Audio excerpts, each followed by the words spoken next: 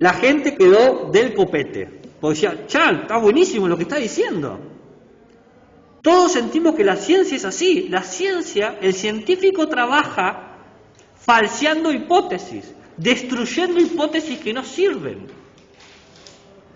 El científico trabaja produciendo un conocimiento que predice la realidad.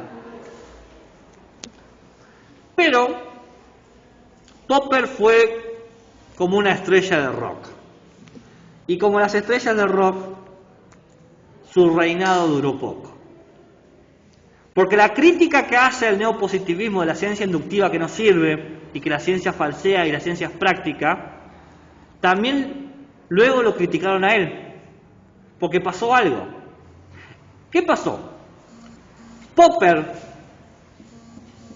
y los neopositivistas estaban de acuerdo con otra cosa. Lo único válido es la ciencia. El arte, la historia, la psicología, la sociología, la filosofía son puras pérdidas de tiempo. Son conocimientos inútiles, saberes que no sirven. ¿Por qué? Porque no hablan del mundo. Popper dice, el único conocimiento válido es el conocimiento científico. ¿Bien? Y solamente es conocimiento científico si es falsable. ¿Entienden la relación? Solo ciencias. Y es ciencias si es falsable. Todo lo que no entre en esto es una mentira, es un engaño, es pseudociencia. No es un conocimiento. ¿Entienden lo que estoy diciendo, no? ¿Saben qué le dicen a Popper? Le dice Popper, muy bien, aceptamos lo que vos decís. Digamos que te doy la razón. Digamos,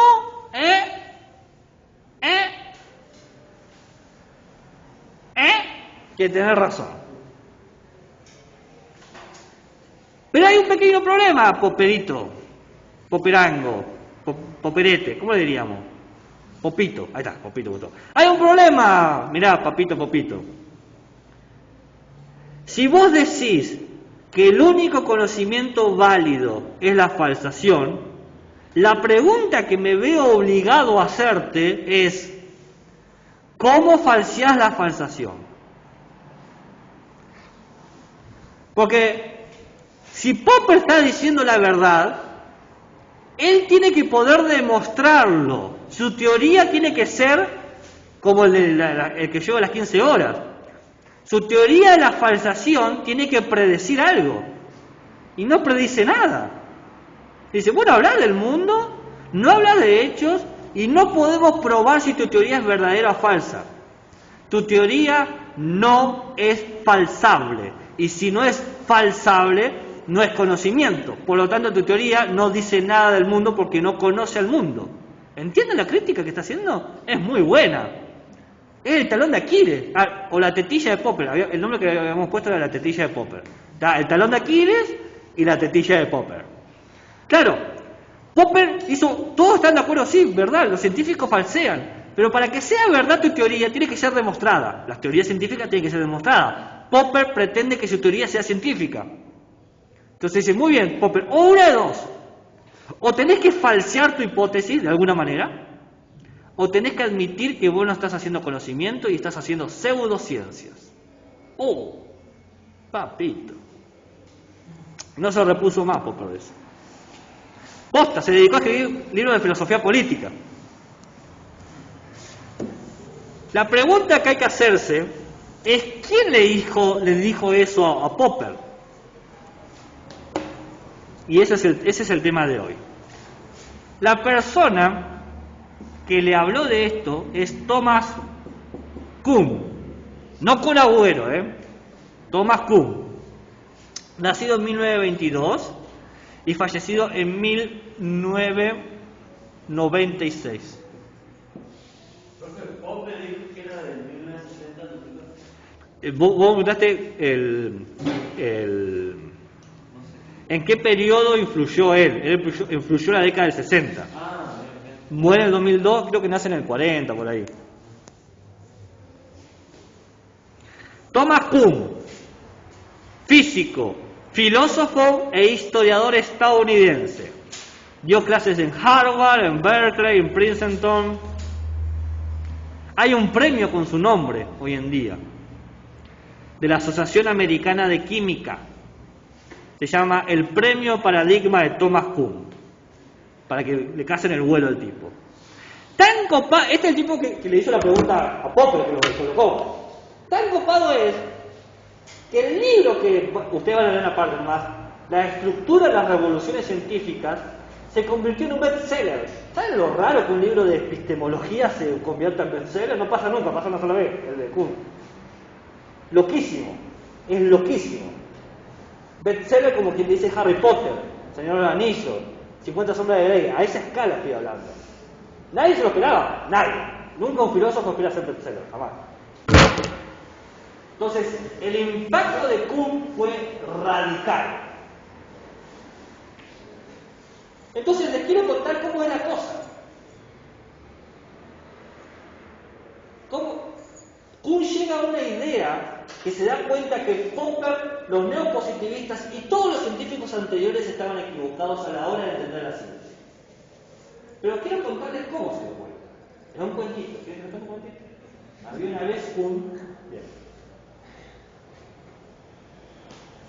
Dice Kuhn, él trabajaba para Harvard. Él es físico. ¿Qué? Un compañero me estoy acordando que dijo Harvard. Software de Harvard. Bien. Le dice, mirá Popper, hay muchos giles, ¿por qué no damos una cátedra abierta de física para que la gente de la calle, como la verdulera, el verdulero, aprendan de física? ¿No? Eso es lo que le dice. En realidad, mucho más piola, porque en ese momento el rector de Harvard era un tipo que pensaba que el conocimiento científico tenía que ser en la calle, la gente tenía que acceder a eso. No creía que el conocimiento tenía que ser algo encerrado en la universidad. Eso estuvo muy bien. Por eso inventó estas cátedras abiertas. Eso es sumamente novedoso. La universidad se pone en la puerta y dice, ¿quieren clases de física? Pasen. Eso. Muy loco, muy innovador. Hoy se hace muy poco. Entonces Kuhn dice, ya sé lo que voy a hacer. Ya sé. Yo, como físico que soy, voy a hacer lo siguiente. Voy a enseñar Newton, que es como el padre de la física moderna. Pero para que sea fácil para la gente que no sabe nada de física, voy a enseñar Newton y Aristóteles. Porque Aristóteles escribió un manual de física. Entonces, ¿qué dice? Voy a enseñar hasta dónde llegó Aristóteles en el edificio del conocimiento, qué tanto dejó para que otra gente como Newton lo siga construyendo. Como si fuese lo que demostró Aristóteles, se suma lo que demostró, qué sé yo, Galileo, y después lo que demostró Newton, y después Einstein, y lo vamos subiendo. Dice, está buenísimo, porque va a ser de lo más simple a lo más complejo. No es una mala idea. Porque si la ciencia acumula conocimiento, voy al conocimiento más sencillo y voy a terminar teniendo un conocimiento cada vez más abarcativo. Y dice Kuhn, estaba leyendo el libro de Aristóteles que se llama La Física. Los libros de Aristóteles siempre es así. Biología. ¿Cómo se llama el libro de biología? Biología. El de matemática, matemática. Y el de física, física. Todo. Aristóteles no tenía muy buenos nombres, ¿no? Le falló la oficina de marketing ahí. Entonces dice, me puse a leer Aristóteles y me di cuenta que era un físico malísimo. Era horrible, dice Kuhn. Dice, nunca he visto un físico que se equivocara en tantas cosas. Entonces dice, ¿cómo puede ser que Aristóteles, que fue el padre de la física del 500 a.C. hasta el 1500, es decir, por 2000 años la humanidad usó la física de Aristóteles, esté tan equivocado, tan errado? Todos son errores garrafales. Se equivoca mucho. ¿Y cómo puede ser que nadie se haya dado cuenta? Entonces Popper dice, Kuhn dice, quedé totalmente desolado, porque yo quería mostrar distintos autores para ir subiendo despacito hasta lo más complejo. Pero no tengo ni siquiera el principio. Y él dice, yo estaba sentado leyendo los papeles de Aristóteles, los libros, y de repente me di cuenta de algo. Como que todo lo que decía Aristóteles empezó a encajar en un rompecabezas. Las piezas se unieron, dice Kuhn, en mi mente, y de repente me di cuenta que Aristóteles era un físico excepcional. Lo que pasa es que el mundo sobre el cual Aristóteles pensaba es otro mundo radicalmente distinto al que Newton está pensando. Y ahí aparece un concepto, que es el concepto del paradigma.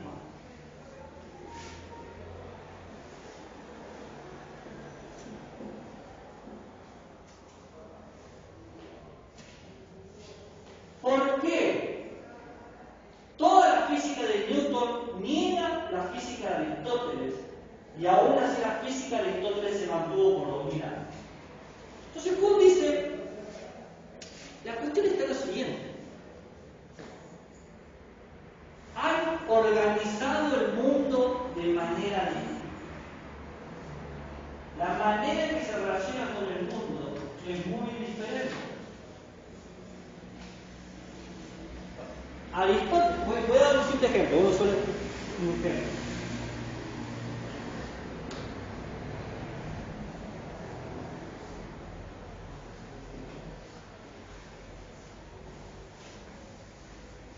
El concepto de movimiento en Newton y Aristóteles es muy importante. El movimiento. En realidad es muy importante la física. Aristóteles pensaba que movimiento era cambio de estado.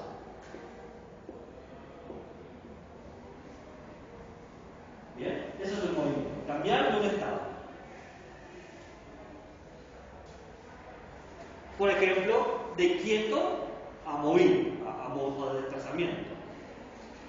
Newton pensaba que el movimiento es una sucesión de eventos lineales.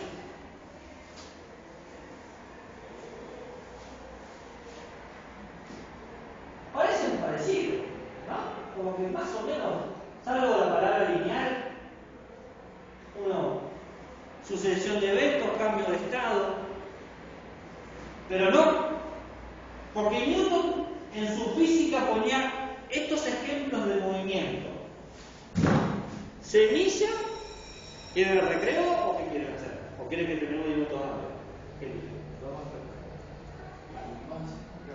Bueno.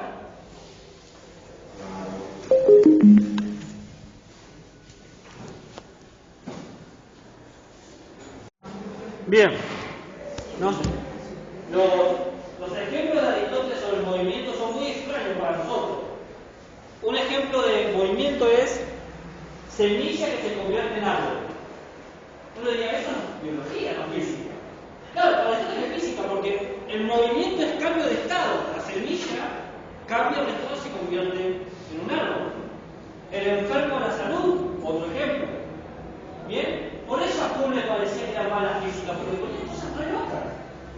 Porque un ejemplo de movimiento en Newton es la luna que gira alrededor del planeta. Una sucesión de movimientos que tienden a la linealidad. ¿Eso fue todo? No. Ah. Digo, primera vez que veo un estornudo silencioso. Y te falta el achís, ¿dónde está? Te deja. Queremos el achís.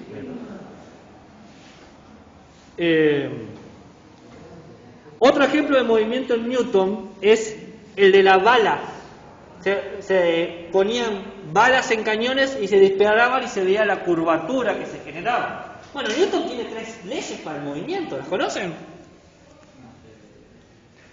Inercia, aceleración y la otra, resistencia.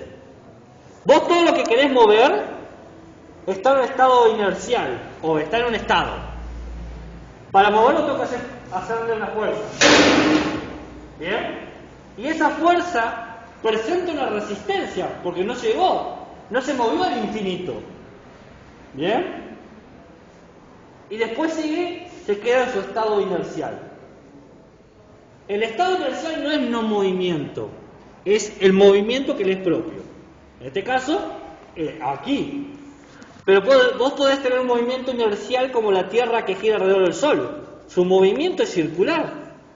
Está en un ballet cósmico de fuerzas gravitacionales que van presionando y moviendo la Tierra. Y la Tierra tiene su propia fuerza. ¿Bien? Entonces, nada que ver un ejemplo de movimiento con otro. Por eso Kuhn decía, Aristóteles es mal físico, porque creía que Newton tenía la razón y se dio cuenta que en realidad tenían categorías distintas para ordenar al mundo de forma distinta. Categorías distintas que ordenan al mundo de forma distinta y que llevan a que investiguemos al mundo de forma distinta.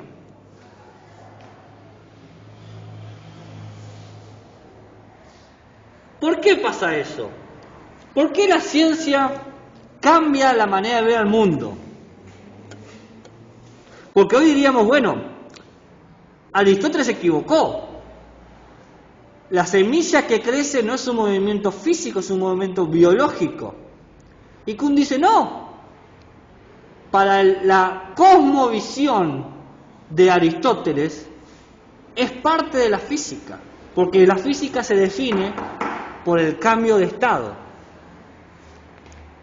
Que un pedazo de madera se convierta en un banco de madera también es un movimiento físico, porque cambia de estado. Lo que hace Kuhn es entonces... ¿Van entendiendo? Sé que tienen frío, lo sé.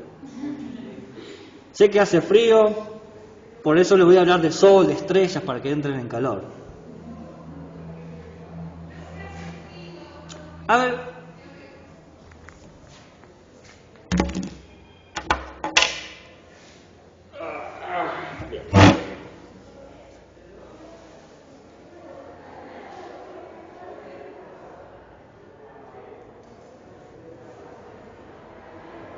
Kuhn dice lo siguiente. El error de Popper, el error de los neopositivistas y el error de todos los filósofos que han estudiado la ciencia es el siguiente. Creen que lo que se demuestra para las ciencias o por las ciencias es eterno y universal. Que una vez que se descubrió una ley científica, esa ley va a seguir funcionando y existiendo, indistinto de que se mueran los científicos. El científico que descubrió la ley del movimiento del tornillo, cómo se mueven los tornillos, este ciclo giro sin fin, ¿no? ¿Han visto los tornillos cómo son? Que van girando y parece que giran sin fin. Que Arquímedes, esa ley es igual que la ley de ahora del tornillo, del movimiento sin fin. Porque creemos que una cosa que está una vez demostrada es una vez y para siempre. Y la ciencia, dice Kuhn, no da verdades universales. La ciencia da verdades relativas a un paradigma. Es decir, la verdad se experimenta universal, se entiende universal, porque la verdad científica está contenida por un paradigma. Un paradigma es una tradición científica donde tenemos una comunidad de científicos que tienen un acuerdo sobre los métodos de trabajo y los problemas de la ciencia.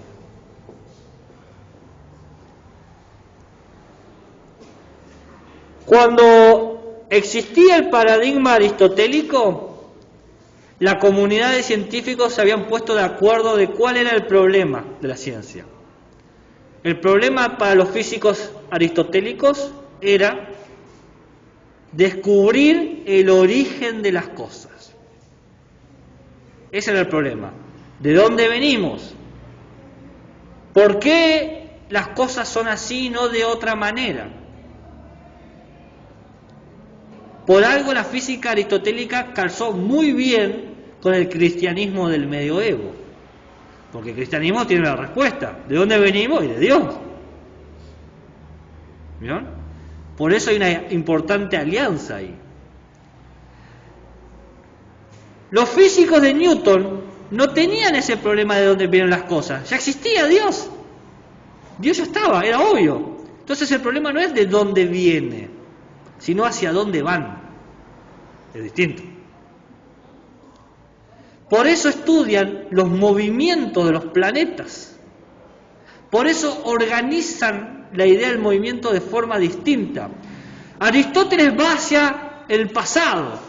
Quiero saber cómo fue el origen de todo. Cómo las cosas que son hoy antes eran otra cosa. El cambio de estado perpetuo hasta el primer estado, la primera acción, la primera situación. Aristóteles le pone un nombre a esa cosa. La primera situación es el motor. Hay un motor que mueve todo. Eso es lo que hace. Newton y todos ellos no les importa el pasado. Es obvio, Dios creó el mundo, ya está, ya lo sabemos. Pero ¿hacia dónde vamos? Bueno, a ver, ¿qué tan lejos podemos llegar? Sabemos que para llegar lejos no basta apuntar derecho, porque no va a llegar muy lejos. Tenés que hacer un tiro por elevación. Un tiro por elevación genera una curva,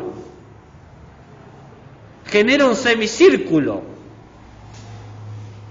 Es más fácil estudiar los círculos completos que los semicírculos, no sé si se lo sabían. Es más fácil. Estudiar los semicírculos me lleva a darme cuenta que el universo se mueve de forma circular. Tengo acá, por ejemplo, el Sol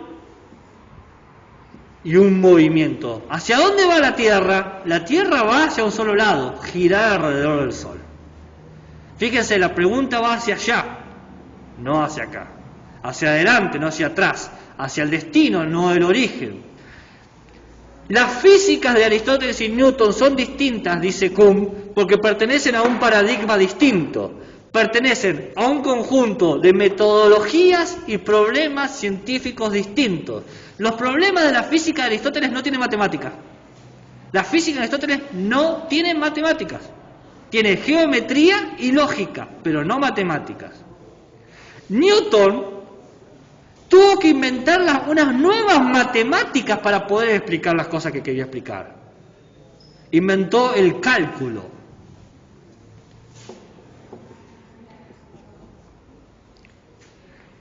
Newton, con 21 años, se dio cuenta que quería explicar el movimiento y que la matemática no era suficiente. Dijo, no voy a dejar que algo tan tonto como las matemáticas me arruinen la vida. Voy a inventar mis propias matemáticas con juegos de azar y planetas que se mueven. Fíjense.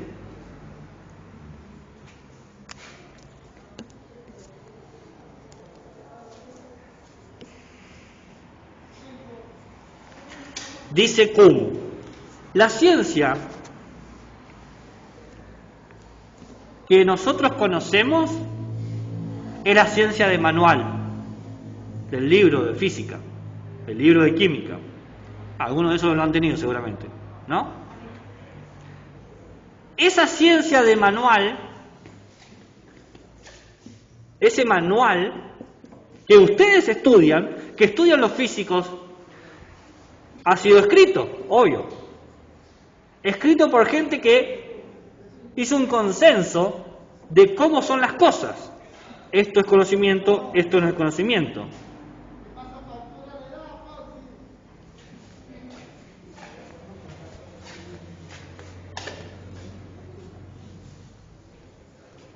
Lo iba a chitar, pero se fueron.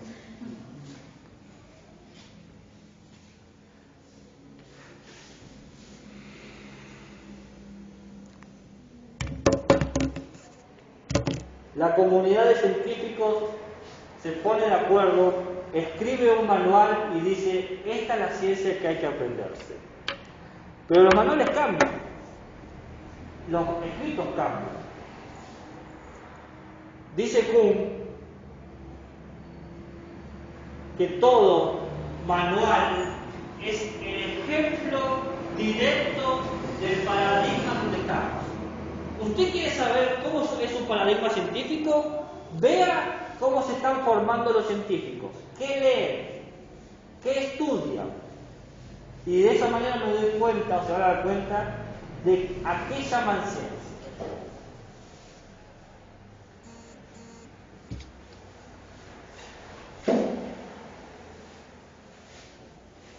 ¿Estamos hasta acá? ¿Hay alguna duda?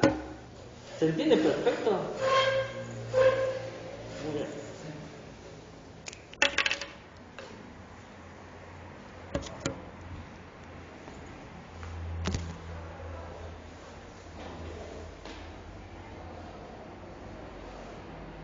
La ciencia progresa de dos maneras. Acumula y destruye. Popper dice que la ciencia es acumulativa. Tengo hipótesis que no han sido falseadas. Kuhn dice que la ciencia acumulativa es dentro de un paradigma y la ciencia destructiva está fuera.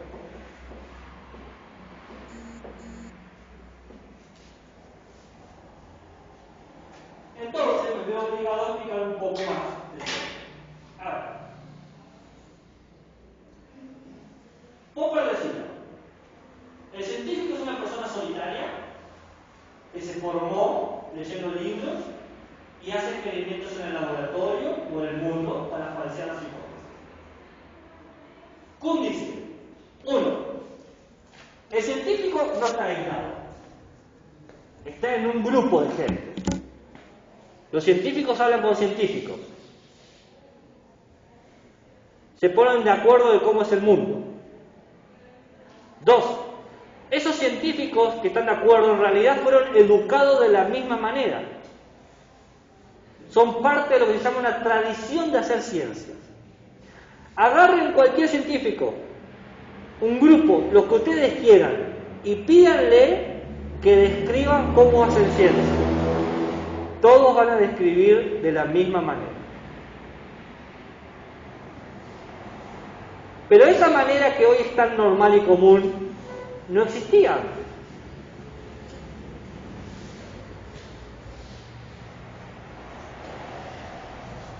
Los científicos estudian de manuales, se ponen de acuerdo con las metodologías y hay algo más. Ignoran todo lo que contradiga su ciencia.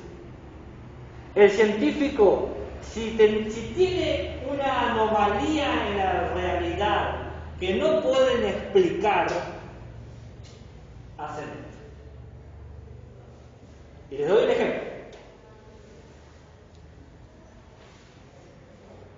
El sistema geocéntrico conocido fue elaborado por Tycho Brahe y Ptolomeo, dos personas distintas. Tycho Brahe, el de la nariz de plata, ¿lo conocen? ¿No? Había perdido la nariz en una pelea de espadas y se mandó a hacer una nariz de plata. Tycho Brahe es una biografía que les recomiendo que vean porque el tipo sobre todo. Tenía un laboratorio maligno. Tenía un laboratorio, tipo de genio loco, en 1600. Así que...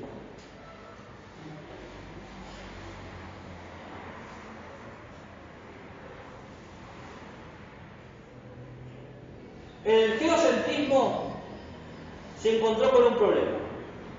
Cada vez los años eran más largos, porque los años se medían por el movimiento de las estrellas, y cada vez había más estrellas en el cielo, lo cual es una locura, Porque para ellos las estrellas estaban fijas, creadas por primera vez por Dios y puestas en su lugar de manera perfecta.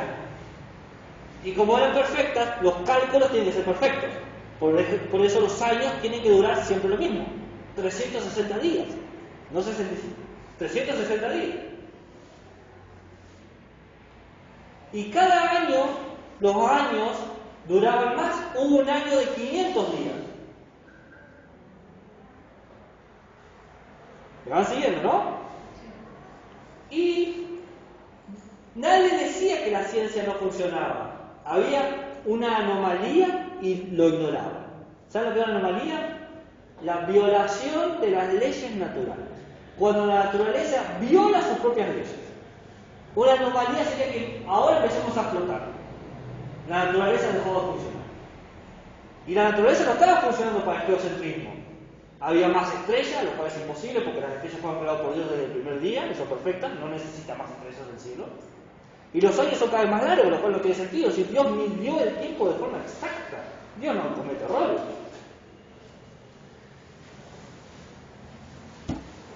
Todo eso llevó a una situación que se llama crisis. Al principio se ignoran los problemas, pero teníamos más estrellas, años largos, después eclipses que aparecían de la nada. La gente, el sistema geocéntrico, había ciertos eclipses que no podía predecir. Le dije de Venus, por ejemplo.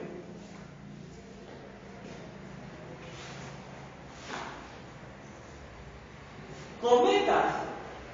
Empezaron a ver que había cometas que nadie esperaba. Y encima cometas que iban en contra de su cola. Mayormente el cometa es una bola que tiene la cola así, ¿no? Y va para allá. Bueno, se empezó a ver cometas que tenían la cola así e iban para allá, lo cual es un contrasentido.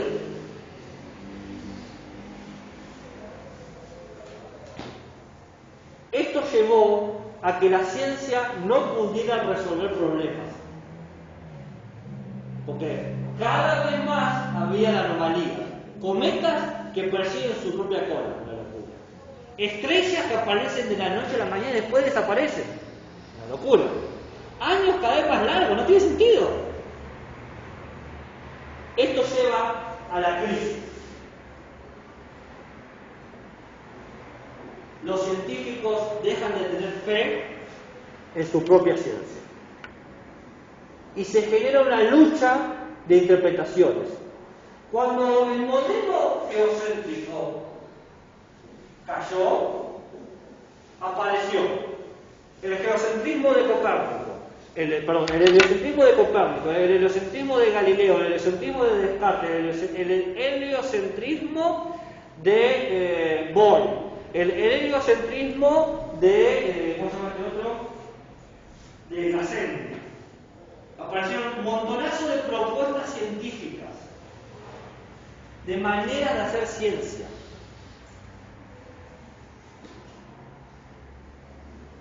Y gana uno. ¿Sabe cuál es la que gana? La de Galileo. ¿Bien? ¿Por qué? Porque podía explicar los cometas, por qué se perseguía la cola. Podía explicar las fases de la Luna, las fases de Venus. Podía explicar el surgimiento de estrellas. Podía predecir eclipses. El problema era que Galileo te proponía algo muy loco. Uno, aceptar que las estrellas pueden morir. Dos, aceptar que el universo no es perfecto. Había que cambiarse la cabeza y ponerse otra cabeza. Había que abandonar un mundo y tomar otro mundo. Cuando Kuhn dice que los físicos viven, los científicos viven en su propio mundo, es porque viven en un paradigma estructural. Son dos paradigmas distintos. Tenemos el paradigma geo y el paradigma helio. El paradigma geocéntrico supone en primer lugar a Dios y la perfección. El heliocéntrico supone en primer lugar el movimiento. y el espacio y tiempo. Mundos muy distintos. Y encima, el mundo del egocentrismo ya no existe tampoco. Nosotros en ese mundo no vivimos. ¿Por qué? Porque el heliocentrismo dice que el Sol es el centro del universo. Y nosotros tenemos en realidad, decimos que el Sol es el centro de nuestro sistema. El sistema solar. Entonces, nosotros estamos en orden de relación. Cada paradigma tiene un grupo de científicos que por un tiempo trabajan a favor de ese paradigma, produciendo conocimiento hasta que la naturaleza se rompa. Cuando se rompe la naturaleza, si hay una crisis, propuestas distintas, hasta que gana algo. Siento que cada vez me están escuchando más. Están muy dormidos. No hace tanto ruido, yo estoy en la misa nomás. No, ¿vos también, Enrique? ¿Vos también? Sí. No tenés ni medio, como para no tener frío. Tengo 3 pares de medias. Espera que hay cosa. Me llega hasta la rodilla. ¿Eh? ¿Tú también?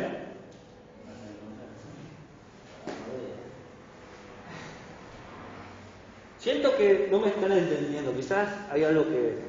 Quizás estoy mal interpretando, quizás se lo están entendiendo, pero siento que hay algo que se está escapando. O lo están entendiendo perfectamente. Bueno. ¿Qué más se sonríe?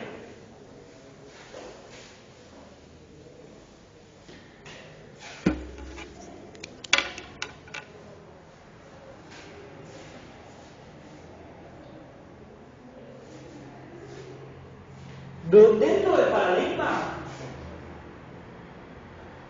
la ciencia se acumula. Porque cada paradigma tiene un método de trabajo sobre el mundo. Cuando hay un cambio de paradigma, se destruye el anterior y aparece un nuevo periodo de acumulación. Lo que se sabe de este paradigma no se puede comparar, son incomparables. ¿Por qué? Porque suponen mundos distintos. La física de Aristóteles sirve en el mundo de Aristóteles. Creo que esa es la parte que siento que no están entendiendo, la diferencia radical entre los mundos. ¿Se entiende? A ver, ¿me pueden dar un ejemplo? Para que yo me quede tranquilo. ¿Qué? El cuadro de la relación que van a hacer. Sí. No la copié, la Y sí. Yo no sé la frase que dijo que Aristóteles y Newton tenían categorías distintas para pensar en el mundo. Claro. Nosotros decimos que la biología es todo lo vivo, por ejemplo. Aristóteles no. La biología es otra cosa. La biología, sí, estudia los vivos, pero los vivos pueden ser, por ejemplo, las almas también. En el mundo de Aristóteles la alma no tiene ningún problema. ¿Por qué no? En biología no hay lugar para el alma. ¿O sí lo hay? No. En la biología de Aristóteles, las moscas tienen 4 alas y 8 patas. Pues sí, no puede ser. Estaba loco. Las moscas no tienen 8 patas.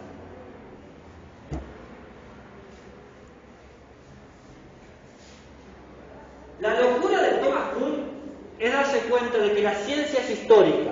Durante cierto tiempo produce conocimiento. Ese conocimiento no se puede exportar a otro paradigma. Las ranuras de memoria de RAM son distintas, no se pueden colocar. Son dos, no hay drive ni software que te permita correr este juego en este otro juego. No hay manera de que sean compatibles. Una es un Mac y otra una Windows. No hay forma. ¿Por qué? Porque no es que son seres humanos con cuerpos biológicos distintos, sino que los términos científicos para organizar y experimentar el mundo son lo que es distinto. Por eso, en Aristóteles, moverse puede ser curarse de una enfermedad, porque es cambiar de un estado. En física, moverse jamás va a ser curarse de enfermedad, eso es otro problema. Moverse es desplazarse. Desplazarme hasta que me encuentre alguna resistencia. Si no, me puedo desplazar al infinito. En Aristóteles no existe el infinito. Aristóteles dice, el infinito es lo más estúpido que puede haber. Porque si existiese ese infinito como me están diciendo, quiere decir que las cosas no dejarían de moverse, pero las cosas se dejan de mover. Hay límites. El universo está ilimitado, dice Aristóteles. Newton dice que el tiempo y el espacio son absolutos y que existe el vacío. Newton dice, para que las cosas se muevan, debe haber vacío. El vacío es muy importante, porque es lo que permite la colisión, el choque. Aristóteles dice, el vacío es imposible, porque siempre hay algo. Siempre hay algo que tiene que llenar, porque si no se está tocando, nunca se va a poder tocar. Es imposible. Newton dice, es necesario que exista el vacío para generar desplazamiento. ¿Por qué? Porque para Newton el movimiento es una suma de eventos. Y para Aristóteles el movimiento es una transformación, una metamorfosis. Kuhn se da cuenta de que según cómo definimos al mundo, definimos a la naturaleza y sus leyes, producimos distintos conocimientos científicos. Y el problema es que si vos te formaste en ese modelo, no podés entrar al otro modelo. Tu cabeza ya está formateada. Dice Kuhn, ¿cuándo sé que el paradigma ha terminado? Cuando se muere el último de sus representantes. El último científico formado con esos manuales. Descartes, Galileo, no leyeron a Aristóteles. Porque no estaban de acuerdo con la idea de Aristóteles. Prefirieron experimentar ellos mismos y construir ellos mismos las cosas. Y ellos hicieron los manuales que después se leen. Newton, les dije, inventó el cálculo, porque lo que tenía no le servía, no lo entendía. Dice, yo voy a hacer una nueva matemática, el cálculo. Porque el mundo donde yo vivo, las viejas matemáticas no sirven. Aparece el problema de la inconmensurabilidad. Inconmensurabilidad. Lo inconmensurable es lo que no se puede medir con la misma regla. Lo que no se puede comparar. Dice Kuhn, yo no puedo decir si Aristóteles es un buen físico newtoniano, porque no existe eso. No puedo juzgar a Aristóteles con la física de Newton, porque suponen mundos distintos. ¿Y saben qué más? Ni siquiera nosotros podemos comprender a Newton, porque nosotros somos del paradigma einsteiniano, de Einstein. Todo lo que sabemos de Newton es lo que hemos traducido a nuestros términos. Quiere decir que hasta el mundo que Newton comprendía no es inaccesible a nosotros. ¿Qué pasó? ¿Entienden? O sea, es fácil entender la comparación Newton-Aristóteles porque es muy lejos. Ahora, si lo traigo a casa, todos nosotros sabemos que el tiempo y espacio es relativo. No lo podemos pensar de otra manera. Inténtenlo, no van a poder. Pero a Newton sería una locura eso. El tiempo y el espacio son absolutos, dice Newton, porque Dios lo creó así. No sé si se dirían, Newton era muy creyente. Tan creyente que creía que la Biblia tenía el código para convertir el plomo en oro. ¿Sabían eso? Estaba muy chapito. ¿Lo dije yo? Ah, bien. Qué genial eso. El tipo que inventó las matemáticas y creó esas tres leyes tan importantes, también leía la Biblia y buscaba códigos secretos.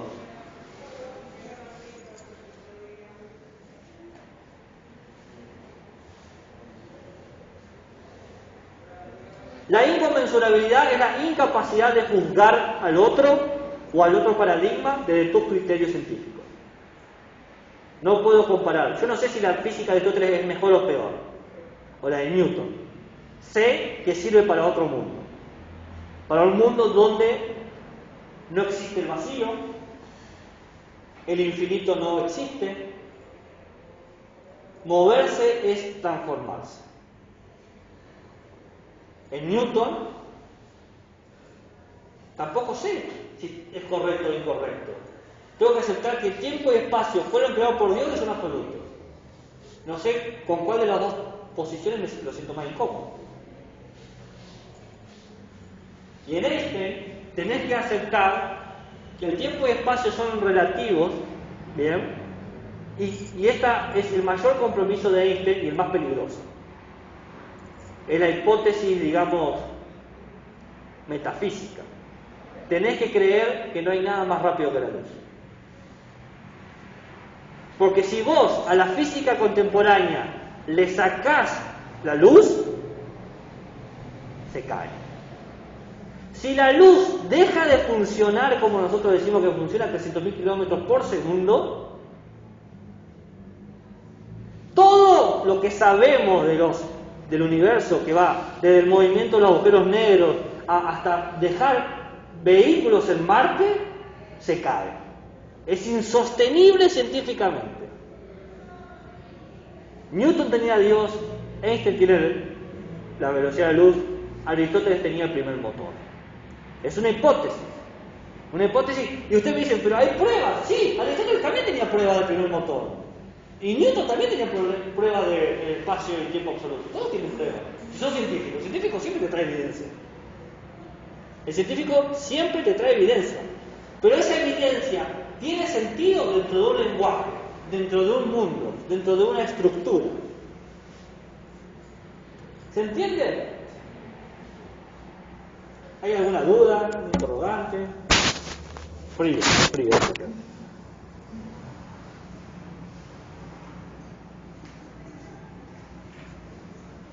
Entonces, tenemos dos tipos de ciencia.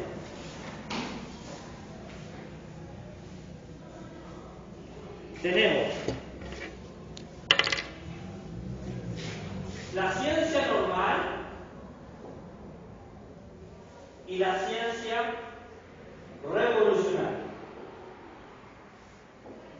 La ciencia normal, ¿saben cuánto es? Todo lo que se hace dentro del paradigma. Es decir, todo lo que sigue el mismo método de trabajo. El manual de física. ¿Bien? La ciencia revolucionaria es el cambio de paradigma, cambio de ciencia, nuevas reglas, nuevos métodos, nuevas formas de trabajo.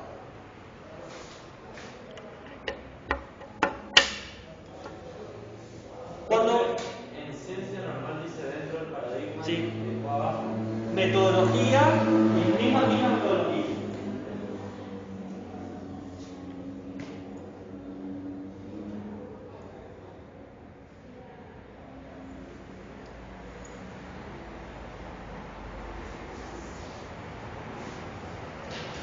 La ciencia revolucionaria es la ciencia que trata de resolver los problemas de la ciencia anterior. ¿Pero saben qué pasa?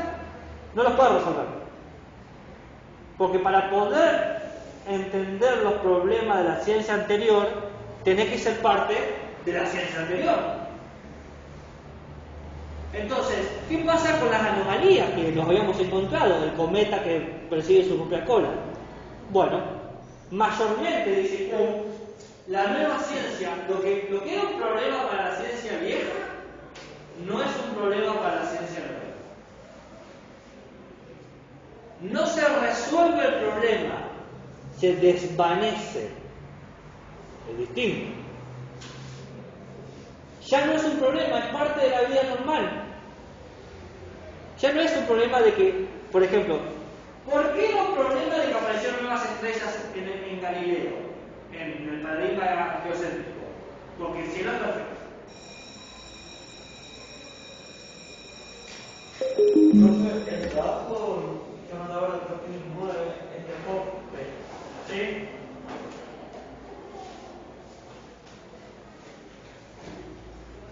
Ya me van a venir los días de calor y van a trabajar.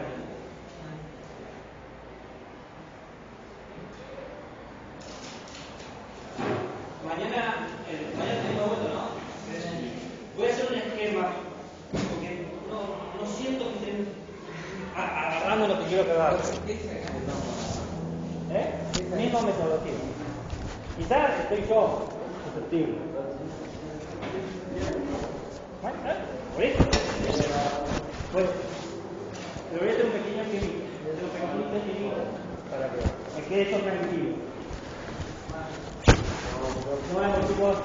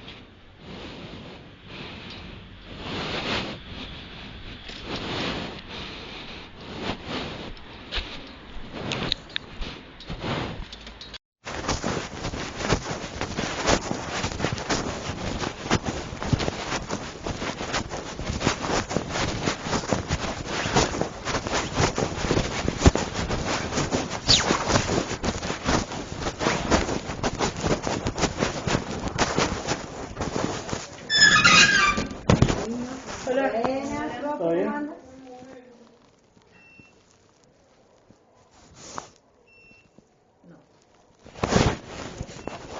Ahí Gaby tiene el otro. No, porque recién mandaba 37 y pico. Lo readaptaremos y se lo damos El profe no tiene pulso, no tiene temperatura. Tengo la mano fría, voy en bicicleta. Niño, ¿qué le están haciendo a este muchacho? No tiene temperatura. Como los hombres de negro me quiero borrar la memoria. ¿No será el hombre invisible? Y lo No vemos tiene. porque tiene... Lo vemos porque tiene barbijo. Yo te juro, cuando me pongo el barbijo... A mí se me marca. ¡Qué gracioso! Es un alien, no sabíamos. Un reptil. Extraterrestre. No marca, me da mucha risa. A ver. Bueno, mientras no tenga más de 36, que me importa. No tiene temperatura en realidad. Me da Tengo la risa mano que no helada, marca. me la llevo a tocar, tengo la mano muy fría que he venido en bicicleta. Y tomale acá, tomale en la frente. Ahí está. Tomale en la frente o acá. No marca. No marca. Ahí está. Ahí está, 36. 36. El calorcito.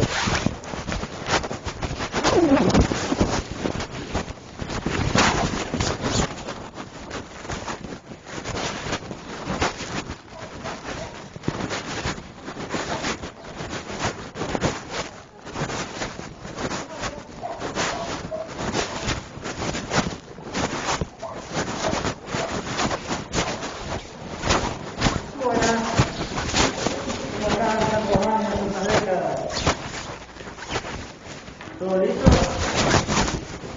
Más o menos. Muchas cosas. Bueno, ¿saben la buena noticia? ¿Qué? ¿Ya saben la buena noticia? ¿Qué va a decir hoy? En la próxima clase vamos a hablar de películas. El miércoles. El miércoles, es que tenemos la mayor cantidad de tiempo para hablarlo. ¿Eh? ¿La vieron? ¿Lo del otro grupo? Sí. ¿Y qué opinión le pareció? ¿Le gustó o no le gustó? Es que esa película ya lo habíamos visto, creo. Vieron una parte, me dijeron. No la vieron ustedes. Pero no sé si dijo Julián o Creo que sí. porque esa me dijo que es una película que nosotros ya habíamos visto, creo que con los chicos de quinto, porque era un compañero de ella en primera Sí, vieron los primeros 10 minutos de la película, cuando entró la otra parte, porque pregunté, no sabía la otra parte. Claro, igual me dijo que vamos a ver la misma película, pero con otro punto de vista, no con el que habíamos visto la primera vez. No sé cuál fue la primera vez. Bueno, pero antes de ver la clase, antes de ver la película, tenemos que hablar de unas cosas. Cerramos Marx. Para poder ver la película hay que cerrar Marx. Con Marx tenemos 4 ideas. El realismo, bien, la condición de que el mundo está constituido, o la sociedad está constituida por individuos, bien. La idea de clase social nos dice que cada grupo de individuos se divide en el trabajo que hace y lo que puede comprar con eso. Entonces tenemos una clase trabajadora proletaria y una clase dueña o burguesa. Los proletarios trabajan, los burgueses tienen los lugares de trabajo, como las fábricas, las industrias, las empresas, los comercios, etc. La tercera idea clave es la de ideología. La ideología es una manera de ver al mundo. ¿Bien? Una manera de comprender qué se puede hacer y qué no se puede hacer. En Marx, la ideología reinante para él es la burguesa, no la hamburguesa, la burguesa. La ideología burguesa es que se caracteriza que los pobres son pobres, los ricos son ricos. Es la idea de que el poderoso siempre tiene poder, el débil siempre es débil, el que tiene plata siempre va a tener plata, ¿no? La ideología burguesa nos explica que siempre hay que trabajar para alguien. Y siempre tenés que tener empleados. Entonces tenemos el proletario, que es el trabajador, piensa en su cabeza que siempre va a trabajar para alguien. Nunca va a ser dueño. Siempre alguien va a pagarle por su tiempo. Y el burgués va a pensar que siempre necesita trabajadores. Alguien que le haga las cosas, que le cocine, que le limpie, que le produzca. ¿Se entiende? ¿No? No, sí. Y nos faltaba, la última idea, que es la dialéctica. La dialéctica, dice Marx, es un tipo de movimiento. Hay muchos tipos de movimiento. Tenemos movimiento lineal,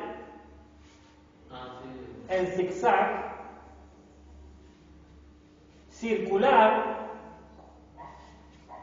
ascendente, descendente. La dialéctica no es ninguno de estos movimientos. La dialéctica tiene otro movimiento. ¿Puedo borrar esto si lo copiaron? ¿Sí? ¿Está bien? Está bien, perfecto.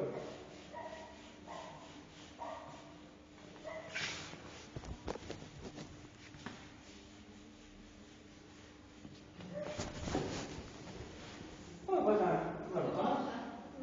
¿Y qué pasó? La dialéctica se mueve, voy a hacerlo con colores, porque la otra vez ayudó a los chicos que lo entendían en colores. Tiene un primer momento, un segundo momento y un tercero, que en realidad después es primer momento. ¿Cómo va? El 1 va al 2, el 2 va al 3, el 3 va al 2. ¿Por qué? Porque se convirtió en 1. El el 2 va al 3,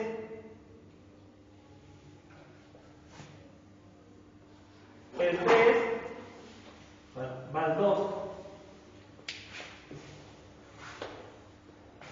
Fíjense, el movimiento empieza en el punto 1, va al punto 2, vuelve y se convierte en 3. ¿Cómo es? El 1 se llama afirmación, el 2 se llama negación, el 3 se llama superación. O podemos decir tesis, antítesis y síntesis. La tesis, ¿qué hace? Propone algo. La antítesis o la negación anula eso que se propone. Y la síntesis lo fusiona. Ejemplo.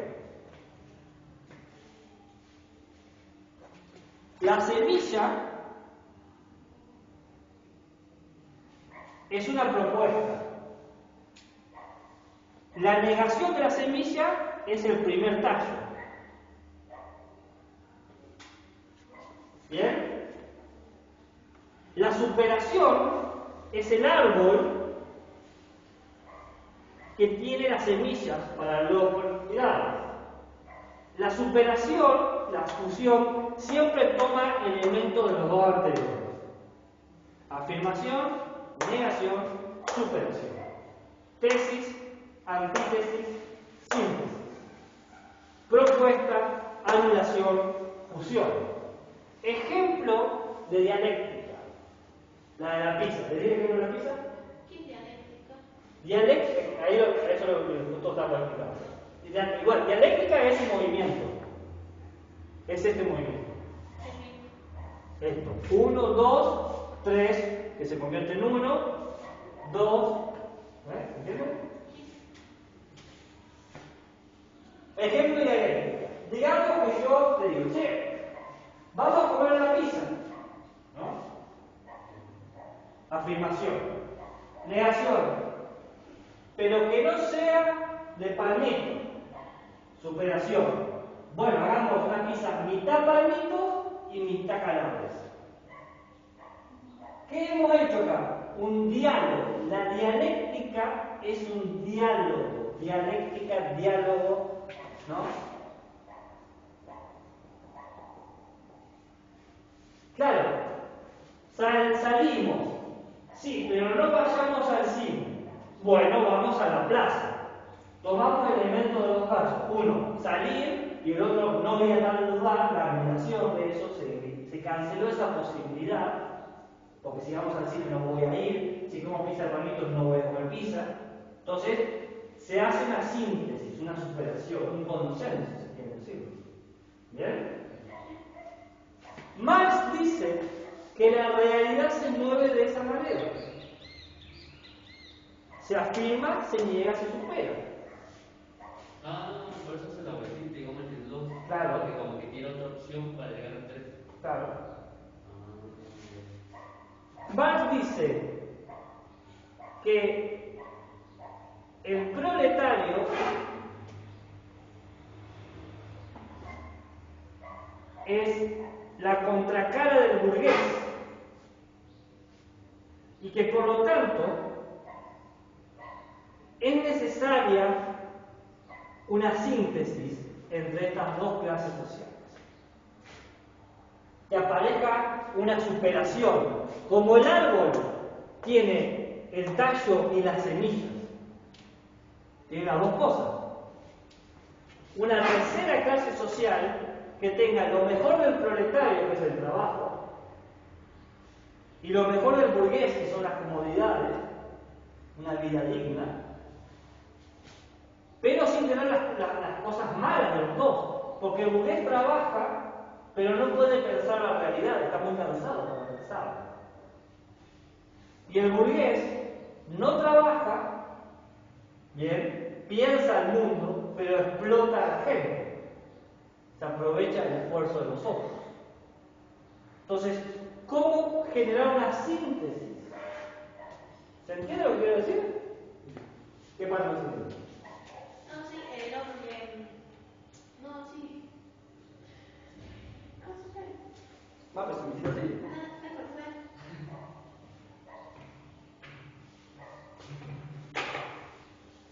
¿Alguna duda? ¿Alguna pregunta? ¿Algún interrogante? ¿Se entiende? Para ir en el ejemplo el de la semilla, creo que estaría anulando el tallo. En el Para que crezca el tallo, la semilla tiene que destruirse. Vos, no sé si viste cómo la semilla se quiebra, se destruye. Y para que el tallo se convierta en árbol, esa ramita no se la va a bancar. El proletario es como una afirmación. El burgués es la negación del proletario. El burgués dice, no, vos tenés que ser pobre toda tu vida, no tenés que trabajar. La idea es superar eso, hacer una fusión, una superación, una síntesis. Acá podés poner burgués también, si querés hacerlo al revés, no hay problema. Podés decir burgués y proletario. Lo importante es que hay que buscar una superación. ¿Se entiende?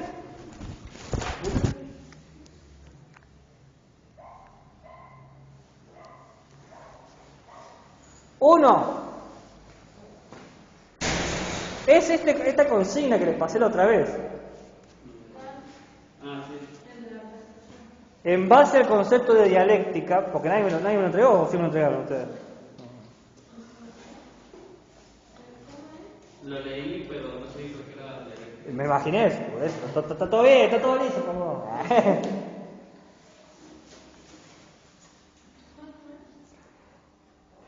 En base al concepto de dialéctica en Marx,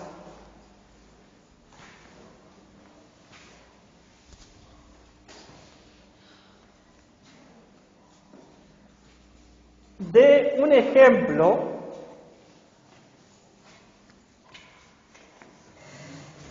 de la dialéctica y explique sus tres momentos. De dialéctica en Marx, de un ejemplo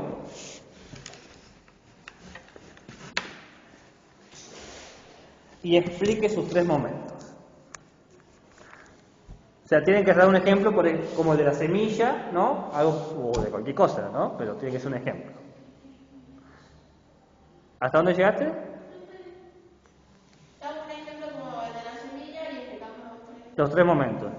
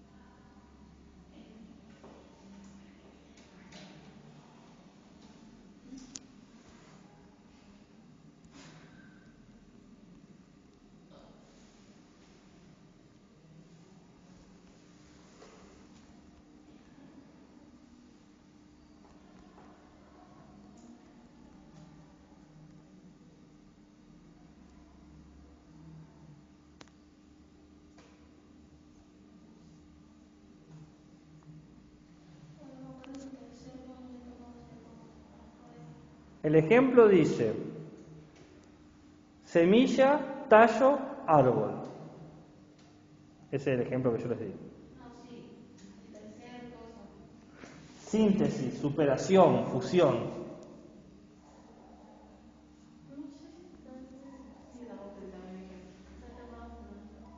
Vamos a hacer como un pequeño glosario de los términos centrales de Kuhn para ver cómo se conectan y que quede, por lo menos me voy a quedar tranquilo de que saben que se entiende por cada término, ¿no? Entonces yo ya duermo en paz esta noche, no me despierto a las 3 de la mañana, me olvidé de explicar tal cosa, ¿no? Entonces, poder vivir con esa paz no tiene precio. Entonces, empecemos por el principio. Son, 7 términos. 7 términos que se tienen que saber.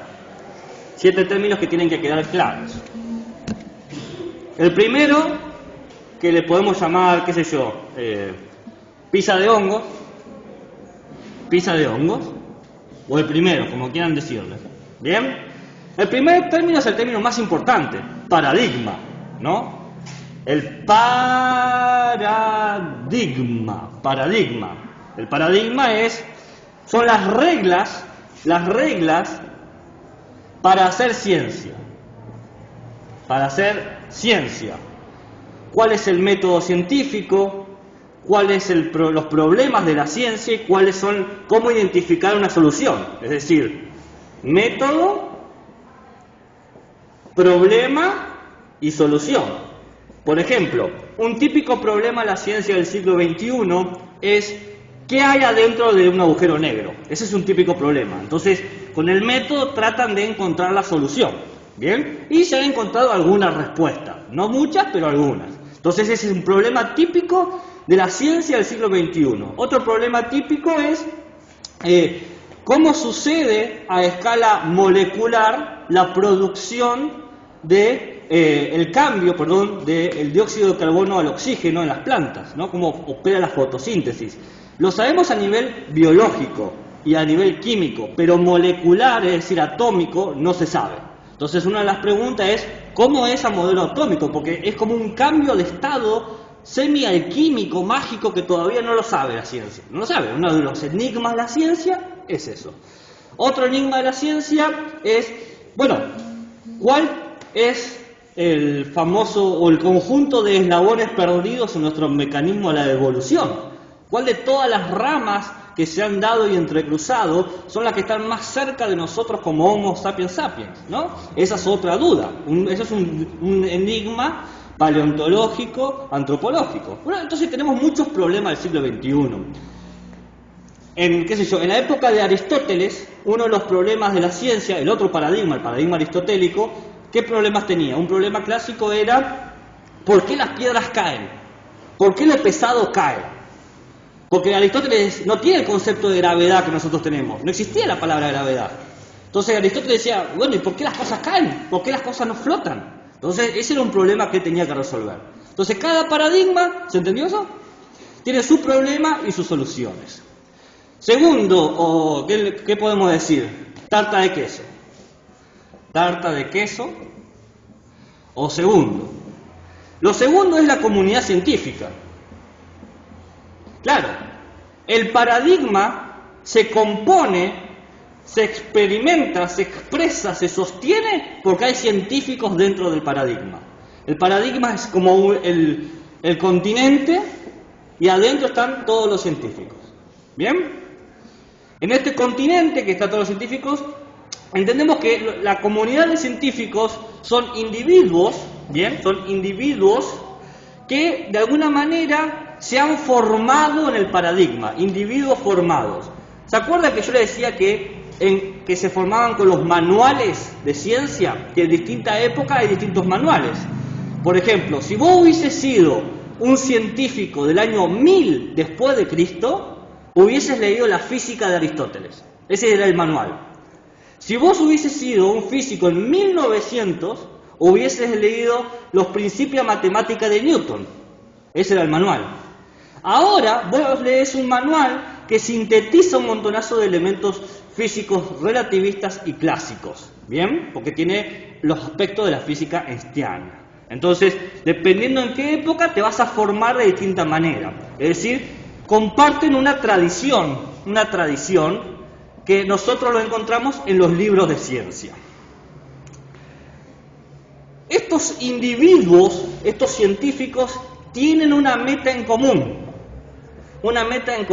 que es, a saber, resolver los problemas de la ciencia. Los problemas estos, cada paradigma tiene sus problemas, la comunidad va a querer resolverlos. La comunidad de científicos del siglo XXI tiene como problema, qué hay adentro del agujero negro, cómo opera a nivel molecular la producción de la fotosíntesis, cuál es el eslabón o los eslabones perdidos, qué hay en el fondo del océano, bien, si se puede desarrollar vida en Marte. Esos son los problemas de la ciencia actual, que las comunidades de científicos son muchos, ¿sabes? Hay tantos como subdisciplinas científicas existen, pero son todos los científicos, es un gran equipo, dice Kuhn, que trata de resolver los problemas del paradigma. El trabajo que hacen, en tercer lugar, ¿qué podemos decir en tercer lugar? Sanguchitos, ¿de qué? ¿De qué te gustan los sándwiches? Sanguchitos de queso, tarta de queso, sándwiches de queso, después un poco de fibra porque no vamos a poder ir al baño todos.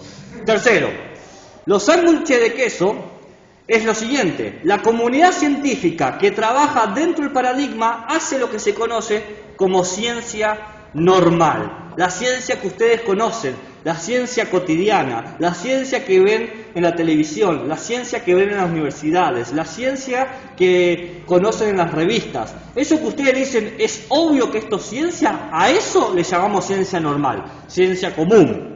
La ciencia normal, en una palabra, es el conjunto de hechos, leyes, hipótesis, etcétera, que produce una comunidad científica dentro de un paradigma, producidas por la comunidad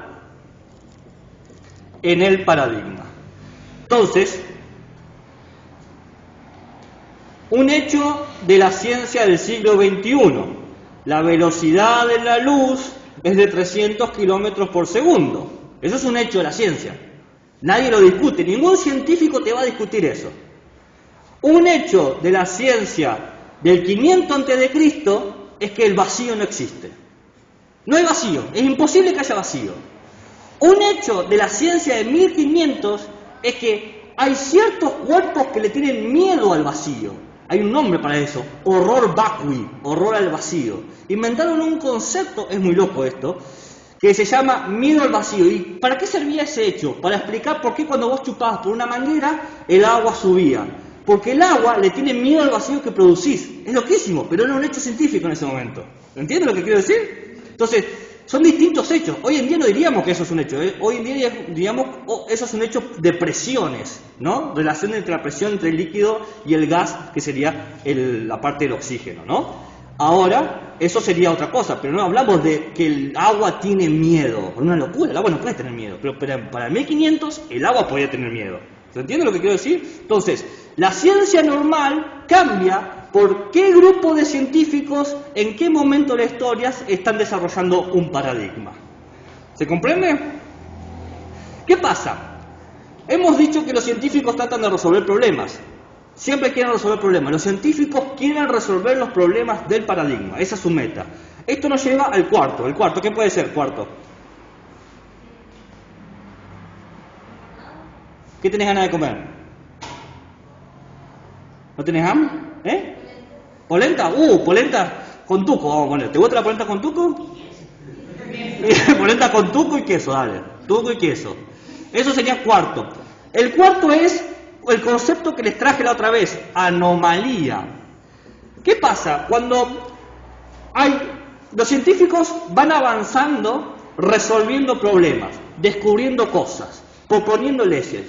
Pero a veces pasa que los problemas se empiezan a multiplicar más rápido de lo que los científicos lo pueden resolver. Es como en una máquina. ¿Vieron los dibujitos clásicos donde vos tenés, qué sé yo, está Bugs Bunny o el Pato Lucas? Se rompe una máquina que tira un chorrito de agua y ponen un dedo y lo resolvieron. Pero se rompe otro y ponen otro dedo y después están así complicados. Bueno, el paradigma, cuando empieza a tener muchos chorritos, muchos problemas y va más rápido de lo que se puede resolver, se genera lo que se llama anomalía. La anomalía es cuando la naturaleza viola sus propias leyes. La naturaleza se comporta de manera extraña. La naturaleza se anula, desaparece. Lo cual es una locura. Ningún científico, y esto tiene que quedar claro, ningún científico va a admitir que la naturaleza se pueda romper. ¿Qué va a decir? Si la naturaleza no se puede romper, pero yo veo que está rota, quiere decir que el problema no es de la naturaleza. es mío. ¿Se entiende? Ejemplo que les diré otra vez. En el geocentrismo empezaron a ver cometas que perseguían su cola. Se rompió la naturaleza, la cola siempre va atrás, de repente la cola está para adelante. Se ha roto la naturaleza. Otro ejemplo de que se rompió la naturaleza, años que duran más tiempo. No, el tiempo no cambia, no es relativo, el tiempo es fijo. Para el 1500 era obvio eso. ¿Entienden? Se rompe la naturaleza. Entonces, ¿qué dice el científico? Dice, no puede ser que la naturaleza se rompa. La naturaleza es lo que es y punto. El problema soy yo, que lo estoy viendo mal. La anomalía es cuando el científico se está dando cuenta que el paradigma que tiene un método de trabajar, de identificar problemas y de solucionarlos, no logra solucionar lo que tiene que solucionar. El paradigma se vuelve más un problema que una solución. Es una carga, hay que cambiarlo. Es como cuando tenemos un celular, una computadora que se quedó anticuado, demasiado lento, ya no corre lo que tiene que correr. Bueno, entonces pasa eso. La anomalía es cuando te das cuenta que ya no podés jugar a este juego. ¿Viste? Entonces, llegamos a quinto, ¿no? Quinto, ¿qué puede ser quinto? A ver, ¿qué se te ocurre quinto? Lasaña. ¿Con queso también? Lasaña con queso. ¿Lasaña vegana, lasaña vegetariana o de carne? Vegana, dale. Entonces, queso vegano también, entonces. Perfecto. Y sí, hay que ampliar, no podemos hacer todo el menú así. Hay pluralidad de estudiantes acá. Entonces, lasaña vegana, es rica, a mí me gusta. Yo la hago con berenjenas, ¿no? Sí, con berenjenas también con soja granulada. Ah, eso no la pensé, Bueno, voy a agregar eso. Bien. El quinto es la crisis. La crisis. Claro, cuando las leyes científicas, las leyes naturales se quiebran, se rompen, fallan, explota todo. Y bueno, ¿qué hacemos cuando vos estás terminando digamos que estás escribiendo un trabajo a las 2 de la mañana que tenés que entregar y la computadora se te apaga? No decís, bueno, otra vez será. Nadie dice eso. Todos entramos en crisis, me arranco los pelos, empiezo a gritar, ¡papá, papá! O lo que sea, no sé, cualquier locura, gritando por la calle, lo que sea. Cada vez que falla algo a último momento, entramos en crisis. Y los científicos también, en crisis, un momento de impacto emocional de frustración terrible. El paradigma entra en crisis cuando hay muchas anomalías, ¿bien? Y empieza a buscarse alternativas. ¿Alternativas de qué? Del paradigma. Como ya no sirve, buscamos repuestos, buscamos otros modelos, buscamos otras metodologías, otras maneras de ver al mundo. Bien, esa es la actitud. Cuando falla, el científico entra en un momento de crisis, pero dice, ok, no, este barco no se va a hundir. Vamos de alguna manera a buscar otra cosa. O por lo menos que el barco se hunda, pero no yo. ¿Viste? Entonces buscamos otro barco. Ningún científico es náufrago para Kuhn. Siempre está en un barco que es el paradigma. Y si se tiene que ir y irse a otro barco, se va. Acá no pasa que el capitán se hunde con el barco. No sucede. No, nos vamos todos, como ratas en el barco que se hunde. ¿Bien? Entonces, en este momento, con la crisis, aparecen muchas cosas no científicas. Por ejemplo, no es casualidad que en el momento donde se está pasando, dice Kuhn, en el momento donde se está abandonando el geocentrismo y la ciencia de Aristóteles, es decir, cuando aparece la ciencia moderna, también aparezca el romanticismo y otras ideas que son más esotéricas o más críticas, ¿no?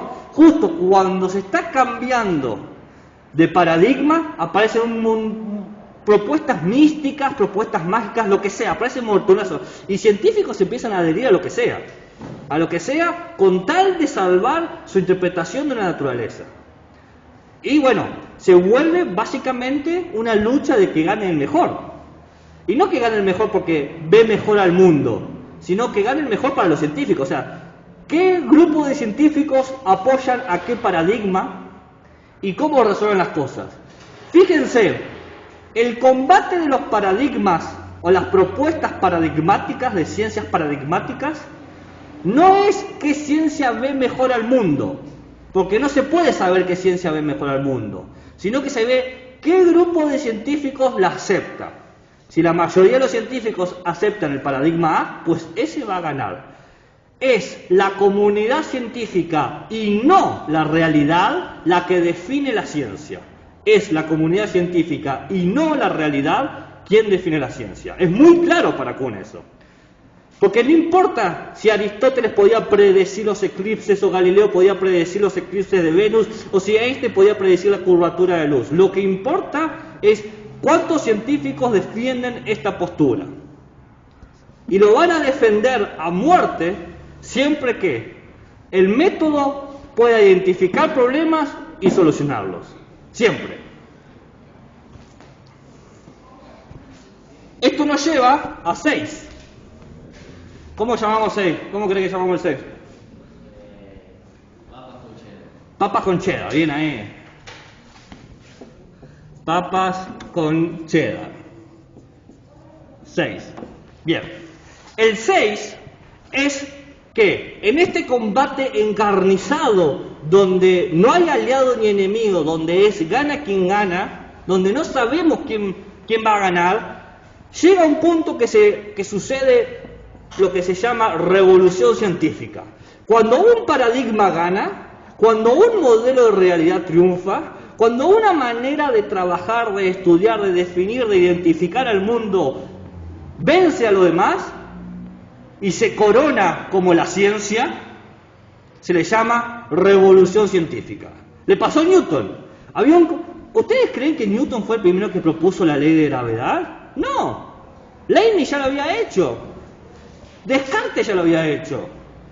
Gassendi ya lo había hecho. Pero todas sus propuestas perdieron, solamente ganó la de Newton. Y todos eran más o menos iguales, ¿eh? Si vos lees la definición de gravedad de Leibniz, es muy parecida a la de Newton.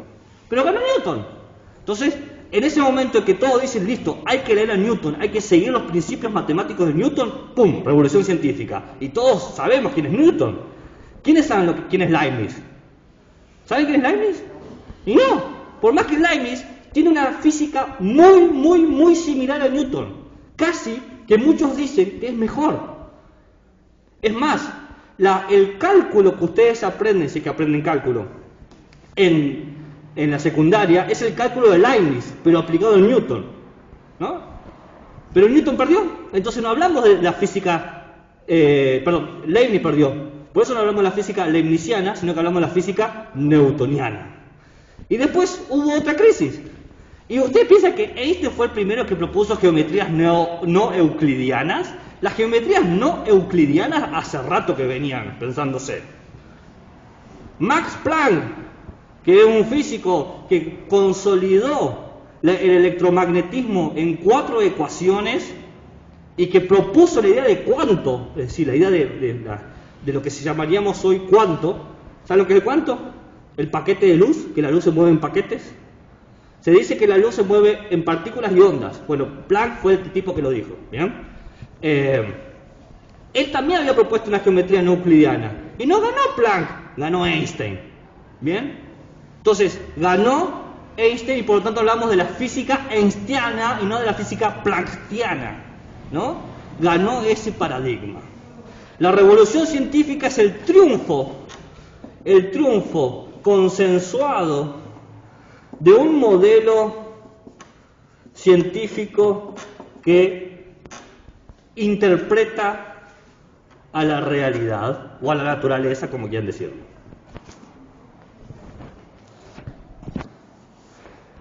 Esto nos lleva al 7. 7, ¿qué pongo de 7? No, a vos te pregunté. A vos, ¿qué pongo de 7? ¿Yo? Sí. Ensalada de papa. Bien ahí, ensalada de papa. Ensalada de papa, 7. La ensalada de papa nos dice la conclusión obvia de todo esto. Primero, que con la revolución científica volvemos a la ciencia normal, porque va a haber un grupo de científicos dentro de un paradigma haciendo ciencia, ¿no? La consecuencia de la revolución científica es que se impone un paradigma, se impone un modo de trabajo, se impone un tipo de problemas y un tipo de solución. Pero aparece otra cosa, aparece la inconmensurabilidad. La inconmensurabilidad es la incapacidad de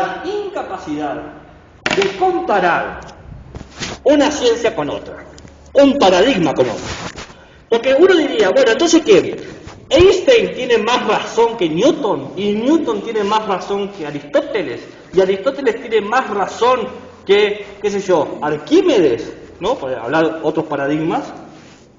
Y la respuesta es no. Porque el mundo que piensan, los métodos de trabajo, los problemas que tiene y los modelos de solución que utilizan son radicalmente distintos. Es como querer comparar el ajedrez con la lucha en el lodo. ¿Cómo haces para compararlo? No hay manera, no hay forma. Vos me decís, bueno, son juegos. Ok, sí, son modelos científicos, estamos de acuerdo. Pero ¿cómo podés decir qué juego es mejor que el otro? Es como querer comparar el juego de skate con el Fortnite. ¿Qué juego es mejor? ¿Cuál es el más adecuado? ¿Cuál es el que representa mejor el espíritu adolescente? ¿Cuál? No podés, porque tienen modelos de representación del mundo, formas de establecer problemas y soluciones distintas. En el Fortnite el problema es que no te maten en el juego. En el skate es que no te mates jugando, ¿no? O sea, básicamente no es lo mismo, es distinto. Entonces, la inconmensurabilidad es, no existe una medida. Inconmensurable es mesurable es medir, mesurable es medir, mesurable es medir. In es negar eso. No hay medida, no hay comparación, no hay igualdad. Es como querer comparar una relación con otra. Saliste con el novio A y después con el novio B. Son relaciones distintas, siempre y cuando que uno no haya sido un maltratador. O sea, ahí puede decir, ese es un imbécil, claramente. Pero digamos que 2 enamoramientos y 2 desenamoramientos. No podés comparar el amor. No hay manera, no hay medida. Ese es el tema, no hay medida. Cualquier criterio que utilices va a ser inútil. ¿Saben por qué? Porque digamos que yo evalúo a Newton con la física de Einstein. No puedo. ¿Por qué? Porque Newton dice que el tiempo y el espacio son absolutos. Y Einstein dice justamente todo lo contrario. No puedo evaluarlo porque no hay un acuerdo en los términos. No hablan de lo mismo. Hablan de distinta manera de la realidad. Lo entienden de distinta forma. Y yo les di el ejemplo del movimiento. En Aristóteles el movimiento es cambio de estado. En Newton es una sucesión de estados. Por lo tanto, ni siquiera puedo decir quién entiende mejor el movimiento. Estamos incapacitados, dice Kuhn, en poder comparar un paradigma con otro. Y acá está la crítica a Popper. Popper dice que podemos falsear, que podemos ver qué teoría es mejor. Y Kuhn dice no, porque si esa teoría pertenece a otro paradigma, no la puedo comparar. Para Popper sí, yo comparo todo el tiempo, va con el mundo, habla del hecho. ¿Lo puedo probar? ¿Sostiene la falsación?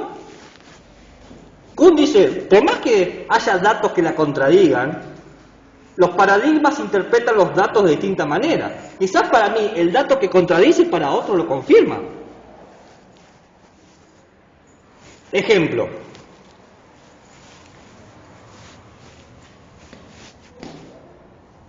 Aristóteles decía, las cosas caen porque quieren caer. Quieren caer. Ese es el, ¿no? Hay un sentido de que hay un término griego que es el ímpetu. El ímpetu es la querencia a tu lugar propio. Entonces, los objetos pesados caen porque lo pesado va con lo pesado. ¿Bien? Entonces vos podés decir, bueno, voy al espacio exterior, agarro algo pesado y le muestro a Aristóteles, mira, no cae. Y dice, no. Le dice, eso no niega lo que estoy diciendo yo. Porque eso que vos ves que está flotando, en realidad está cayendo hacia otro lado. Pero está cayendo. Por más que vos me quieras contradecir, eso va a caer. Te voy a decir, no, Aristóteles, no entendiste nada de la física. No, vos sos el que no entendiste nada de la física. Y se van a las piñas, ¿viste? Guarda que Aristóteles dice que era buen peleador, así que ojo al piojo. Newton no. En una pelea mano a mano Aristóteles y Newton, Aristóteles gana, de cajón. Lo digo desde ya. Newton era un flaquito, raquítico, así todo, muy inteligente, nadie lo niega, ¿viste? Pero en mano a mano pierde de cajón, ¿no? Entonces, yo que ustedes no peleo con Aristóteles. Aviso, no sé cuáles son sus planes, pero no vayan a pelearse a la piña. A Newton sí, a Newton le pueden hacer bullying así sin ningún problema. Así, no te golpees, con una regla, ¿viste? Medite, pa. Pero ahí está el tema. Inclusive diciendo voy a la experiencia para demostrar qué teoría es correcta o no, la forma de interpretar los datos es distinta. Un ejemplo más, y creo que ya termino porque no hay tanto tiempo. Separan, ¿de qué lado sale el sol? ¿Del oeste? Bien. Separan en el oeste dos personas, Tycho Brahe y Boyle. ¿Bien? Tycho Brahe es geocentrista, cree que el sol gira alrededor de la Tierra. Boyle es heliocentrista, cree que la Tierra gira alrededor del sol. Entonces están los dos parados ahí viendo el amanecer, vamos a decirlo así para no sesgar el término. Tycho Brahe dice, el sol está saliendo, porque claramente el sol gira alrededor de la Tierra. Y Boyle dice, no, el sol no está saliendo.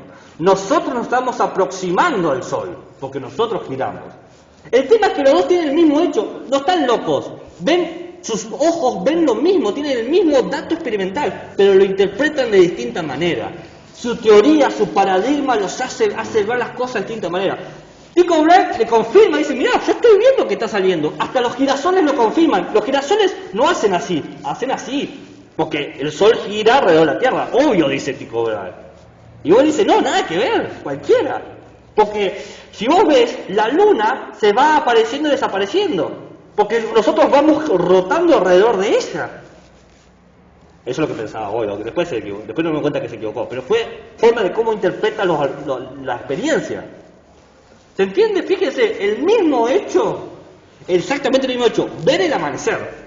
Y uno, con ese hecho, confirma su paradigma geocéntrico y otro confirma su paradigma heliocéntrico. Está bien. La experiencia no te dice si la ciencia es correcta o no, lo dice la comunidad científica que decide seguir cierto método de trabajo, cierta forma de entender los problemas y cierta manera de solucionarlos.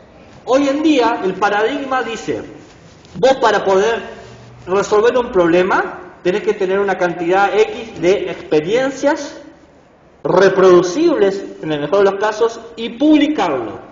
¿Ustedes creen que antes la gente publicaba sus resultados? No sucedía eso. Antes lo que se hacía eran intercambios epistolares. Hoy en día tenemos revistas. Antes el científico le mandaba una carta al otro científico con sus resultados. La gente de la calle ni se enteraba. Si era heliocentrismo, que no le importaba nada. Hoy en día sí, hasta discutimos quién es el terraplanista, quién es la antivacuna. Eso es algo de ahora. Antes no existía ese tipo de discusiones. Porque antes, para confirmar la ciencia, no había que divulgarla. Era un debate de intelectos, de gente bien posicionada. ¿Entienden? Cómo hasta la forma de comprobar algo era distinto. ¿Quién tenía la mejor carta, el mejor aval? Era la que ganaba. Y hoy en día es, ¿en qué revista publicaste? ¿Cuánto financiamiento te están dando en tu proyecto de investigación?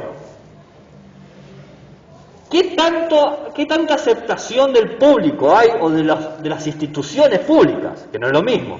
Una cosa es el público y otra son las instituciones. Si tu conocimiento se discute en las universidades, entonces es buen conocimiento. Si tu conocimiento no se discute en las universidades, entonces es conocimiento de cuarta. Tiene el mismo valor que Gran Hermano séptima edición. O sea, a nadie le importa. ¿No? Es así. Y antes es, bueno, ¿con quién te estás carteando? A ver, ¿estás hablando con qué rey o con qué reina? Es muy distinto. Entonces, ahí tenemos formas distintas de validar el conocimiento científico. Y en la antigüedad era, ¿qué escuela era más popular? Antes era común que los filósofos naturalistas, los filósofos dedicados al estudio de la naturaleza, antes no existía el término científico, le decían filósofos naturales, ¿no? Y para saber qué ciencia era la correcta era, bueno, ¿cuántos discípulos tiene una escuela? Era eso. A ver, ¿qué tenés? ¿5 discípulos? Tu escuela es una porquería. Tengo 300 discípulos. Ah, bien, ok. Eso es ciencia, eso ya es otra cosa. Eso es episteme, el conocimiento sabio. ¿Se entiende? Ahora me siento un poco más tranquilo. ¿Alguna duda, algún interrogante, un insulto, un comentario, un color? ¿Se entiende un poco más o fue exactamente lo mismo esta clase que la anterior? Ah, o sea, mi sospecha un poquitito estaba justificada. Un poquitito, no vamos a abusar. ¿Qué les parece esto? ¿Qué piensan de este muchacho Thomas Kuhn?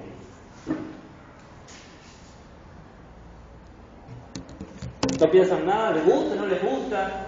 ¿Les parece correcto? ¿Les parece incorrecto? ¿Les parece una tontería? ¿Qué es Gil Kuhn por pensar estas cosas? ¿Quién se cree que es?